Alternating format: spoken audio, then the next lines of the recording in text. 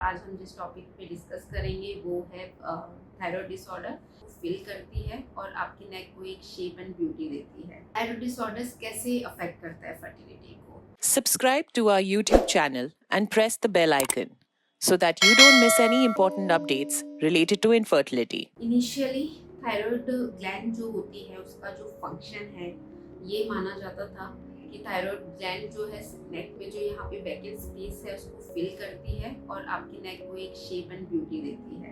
Hi, I am doctor Anuradha Tamaria, senior consultant and fertility specialist at Indira IVF Basant Kunj centre. और आज हम जिस टॉपिक पे डिस्कस करेंगे वो है थायराइड डिसऑर्डर एंड वो आपकी रिप्रोडक्टिव हेल्थ को कैसे अफेक्ट करता है। फॉर अननोन रीजन जो थायराइड डिसऑर्डर्स है वो फीमेल्स में ज़्यादा होता है एज कम्पेयर टू मेल्स। और फीमेल्स में भी दो एज ग्रुप है जिनको ये सबसे ज़्यादा अफेक्ट करती है, वो है older age group and reproductive age group. Thyroid disorders जो है वो दो टाइप्स के होते हैं, hypothyroidism and hyperthyroidism. Hypothyroidism, hypo मतलब डिक्रीज, सो हाइपोथायरॉयडिज्म में जो थायराइड हार्मोन्स है T3 T4 वो डिक्रीज हो जाते हैं, जिनके रिस्पॉन्ड में जो TSH है थायराइड स्टिमुलेटिंग हार्मोन पिट्यूटरी से रिलीज होता है वो बढ़ जाता है। हाइपरथायरॉयडिज्म, हाइपर मतलब रेज्ड, तो हाइपरथायरॉयडिज्म कंडीशन में जो थायराइड हार्मोन्स है T3 T4 वो इंक्रीज हो जाते हैं और उनके रिस्पॉन्ड में जो TSH है वो डिक्रीज, उसकी जो वैल्यू है वो डाउन चली जाती है। थायराइड डिसऑर्डर्स डायग्नोज कैसे होते हैं? तो इनके लिए बहुत ही सिंपल ब्लड टेस्ट करा जाता है जिसमें TSH एंड T4 की वैल्यू मेजर करी जाती है। और जब आपको रिपोर्ट मिलती है तो एक रेफरेंस रेंज भी दी जाती है 5.5 0.5 टू 5.5 और 6, जो कि नॉर्मल कंसिडर करी जाती है।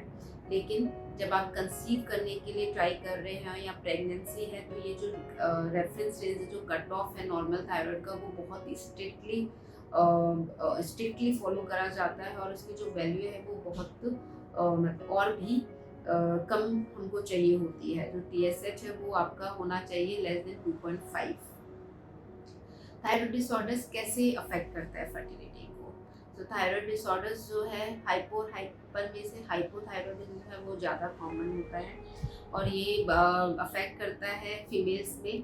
आपकी जो मेंसेस है, मेंस्ट्रुअल साइकिल्स है, उनको इरेगुलर करता है, एमेनोरिया हो जाता है, एमेनोरिया भी हो सकता है, इरेगुलर साइकिल्स हो गया, प्रोलॉन्ग साइकिल्स हो गया।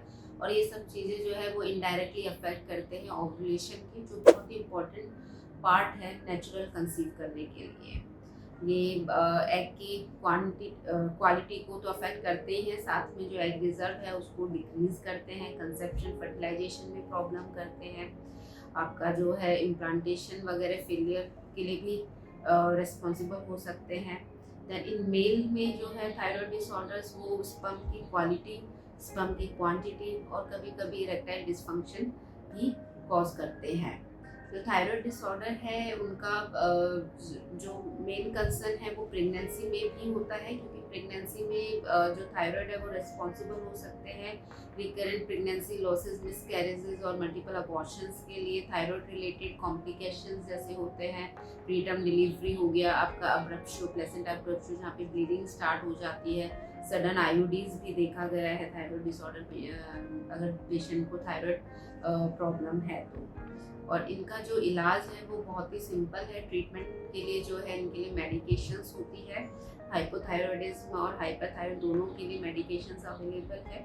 तो थायराइड डिसऑर्डर्स के लिए स्पेशली जो डॉक्टर्स हैं एंडोक्राइनोलॉजिस्ट उनसे कंसल्ट लिया जाता है और आपकी मेडिकेशन जो है वो स्टार्ट करी जाती है। और अगर इससे थायराइड से और फर्टिलिटी से रिलेटेड अगर आप और भी डिटेल में जानकारी चाहते हैं तो आज ही अपने नज़दीकी इंदिरा आईवीएफ से संपर्क करें और अपना फ्री कंसल्टेशन अपॉइंटमेंट बुक करें। Thank you. For more information, visit our website www.indiraivf.com or call 1-800-309-4410. Keep following us and leave your fertility-related questions in the comments below and get answers from Indira IVF doctors.